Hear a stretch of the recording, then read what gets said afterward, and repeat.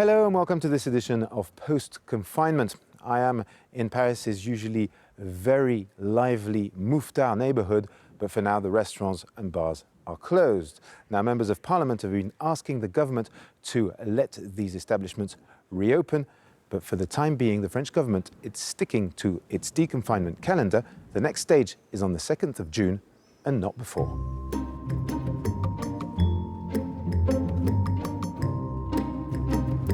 With the lockdown, France has started teleworking, and a lot of employees actually enjoy it. So an estimated 30% of the workforce might continue teleworking after the lockdown is completely lifted. That offers opportunities and challenges to employers. It's a report by Myriam Pirzadeh, Ashraf Abid and James Wilson. Arsène Martin never thought he'd embrace working from home. But during the lockdown, he had no choice. And the experience has proved something of an eye-opener. Je pensais vraiment que les personnes qui demandaient le télétravail, c'était un peu des personnes qui voulaient moins travailler, se cacher pour moins bosser. Mais depuis ces 2 mois de télétravail, j'ai vraiment changé de fusil d'épaule. Je vois vraiment les bienfaits du télétravail. On a été beaucoup plus efficace en termes de capacité à développer notre outil informatique. And it's not just Arsène who thinks working from home has been a good thing. Allez, pause café. His wife, Aurélie, thinks it's improved their family life as well. Il y a un gros changement le soir, c'est-à-dire qu'en fait avant il rentrait tard, enfin jamais avant 20h, 20h30, stressé parce qu'il avait passé 2 heures dans les embouteillages. C'était parfois compliqué à gérer. Aujourd'hui en fait tout a changé. 3/4 of French people would like to continue working from home, according to a study carried out by a consulting firm that is helping businesses as employees return to work. À partir du moment où le travail au bureau n'est plus un réflexe, il faut y trouver un sens et lui donner un sens, lui donner de la valeur. Sinon, les salariés, tout simplement, ils se disent fini. Puisque ça marche à la maison. Coronavirus could create a whole new way of working. At this communications firm, 90% of staff are still working at home. So to encourage them back into the office, management are offering them the right to 2 days of remote working a week and a reorganisation of their office. On est dans cette réflexion de réaménagement des locaux pour que quand nos collaborateurs viennent, 1, ils aient le confort qu'ils ont besoin pour bien travailler et que 2, ce collectif soit vraiment la règle, le moteur de notre travail. For many months, it's been clear that coronavirus would change our world. And historians may well consider it the catalyst that sparked a new era where remote working is no longer unusual, but accepted and embraced. The mask and protective equipment shortages during this crisis have shone a stark light on the strategic importance of the textile industry in a country like France. Now, can the factories relocate here? Karina Chabour and Wassim Cornet went to the Vosges in eastern France to meet entrepreneurs adapting to the post-COVID-19 market. This is Docelle in eastern France, home to one of the last French companies that still make personal protective equipment, or PPE. On produit environ 10 000 prototypes ou échantillons par an. Ces prototypes alimentent notre production qui est basée en Tunisie, où là on va fabriquer à peu près 2,5 millions de pièces par an. But because of the coronavirus pandemic, the Tunisian plant was forced to shut down. At the French factory, 20 seamstresses were able to produce 60,000 masks and coats for healthcare workers at a time when PPE was severely lacking. But the head of the company says it would be hard to relocate production. Si on devait réindustrialiser ce produit en France, on devrait le vendre 2 fois et demi plus cher.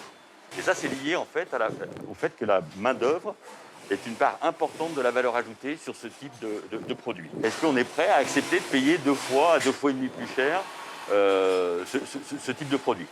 Another problem is finding qualified workers. Ça nécessite un savoir-faire. Il faut plusieurs années pour bien maîtriser toutes les opérations. Et aujourd'hui, on ne trouve plus ces compétences. Up until the 1960s, the industry employed some 50,000 people. Today, only 3,000 remain. Derrière ces bois, vous avez des usines entières qui alimentaient une grosse partie de la consommation française et qui, avec la mondialisation, ont disparu. Only 30 specialized businesses in the area remain in operation. Notre métier traditionnel, les nappes et les produits finis.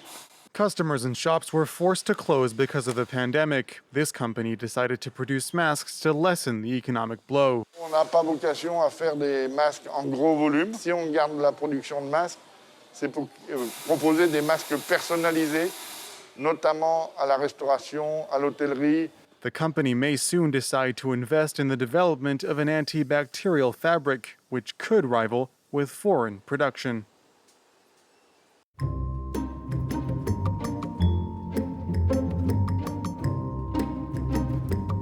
The coronavirus is a major threat for those living on the streets, especially since the NGOs that usually care for them have scaled back their activities.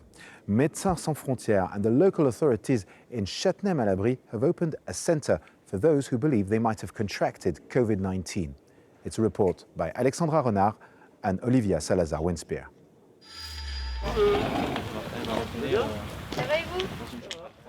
This young man is homeless and has the symptoms of COVID-19. The Red Cross has picked him up. Oui, vous n'avez pas de transmission particulière? Non, on va juste rester 5 minutes pour désinfecter et on repart. This centre on the outskirts of Paris is normally used for professional athletes. Local authorities have requisitioned the building for COVID-19 cases, specifically homeless people and migrants living in shelters. As vulnerable members of society, they're more at risk from the virus. Nous avons fait en sorte d'avoir un étage pour les cas Covid positifs et un étage pour les cas suspects. Ce qui est anormal, c'est qu'on le fasse en France. C'est la première fois que l'on intervient sur une urgence en France. Quand vous aurez pris votre douche, vous mettrez vos vêtements à l'intérieur du sac plastique. Ça, c'est des vêtements de rechange. With few flights taking off, these humanitarian workers have been grounded in France and their expertise is in high demand. 80% of their patients here are homeless, 20% migrants, all of them are men. On en a entre 19 et 88 ans. On a tous été testés et positifs. Coucou, ça va? C'est le médicament de midi pour être sûr que vous restiez en forme. D'accord? Oui. Bonjour, ça va? Ça va, vous? Pas de douleur? J'ai mal aux dents. Ok, et pour le reste, on est tout bien? Ok. Bon, à plus Merci tard. beaucoup. J'étais au centre de rétention. Le juge m'a libéré hier. Et du coup, quand j'étais testé positif, on m'a ramené ici. When a room's freed up because a patient is cured or their health deteriorates, Mamadou comes to disinfect it. He underwent a 2-week intensive training course to do so. Moi, je suis dans la récupération de métaux. Du coup, nous sommes en chômage partiel. Donc j'ai décidé de venir aider un peu les gens.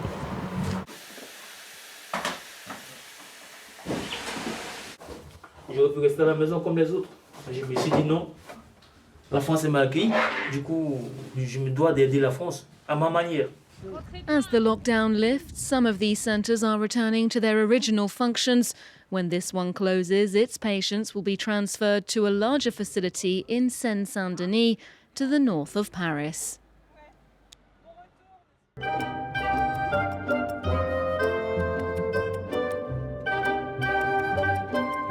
Foreign tourists cannot visit France at the moment. The borders are still closed, but domestic tourism is restarting. So shops like this one are reopening, as well as monuments. The famous chateaux, the castles in the Loire Valley are reopening their door after a very difficult period. It's also proving difficult to adapt these old buildings to the new COVID-19 constraints, as Catherine Norris-Trent and Eleanor Vanel report. After 2 months of closure, the very first visitors are venturing back inside the historic Blois Castle. I've been several times before and it was always crowded. It's quite nice to have it to ourselves. I'm happy to be here. It's beautiful weather and I'm almost alone. Starting from the castle's entry point, anti-COVID measures have been put in place. Hand sanitizer gel, visors and masks for staff, plastic screens at the tills. But the biggest challenge has been plotting out a whole new tour of the castle. They now have to go all the way round and then upstairs to the royal apartments. Before, they'd have gone back the other way, but that would have meant people squeezing past each other and touching. We've got rid of all the places where there's a U-turn for visitors. By reopening now, the managers of Blois Chateau hope to recover some of the losses from lockdown, estimated at €1.5 million. And they're not alone. The first of the world-famous Loire Valley castles are reopening step by step in this region where tourism is vital. In a normal year, it brings in 2.9 billion euros. The president of this French region lobbied central government to allow tourist sites to reopen. A large part of the takings of our castles, parks and gardens comes if they get a lot of visitors right now in these months. It was very important economically that we allow these sites to reopen, in safe conditions, of course. Amid the tight restrictions, though, some sites are still not back in business. Cheverny Castle is waiting for a permit. And this privately owned castle is funded almost entirely through ticket sales. The more time passes, the longer the consequences of this crisis will last. If we're not running properly by July, we'll need 4 or 5 years to recover. In a regular year, some 420,000 people visit Cheverny, nearly a third of those during the summer.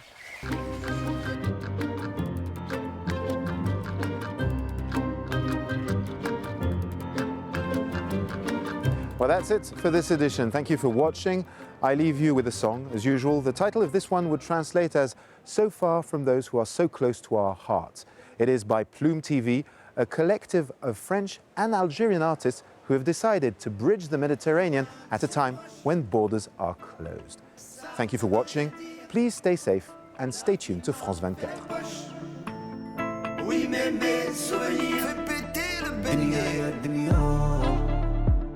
ومالكي عوجة هذا العجار اللي لبستيه وحبستي الخرجة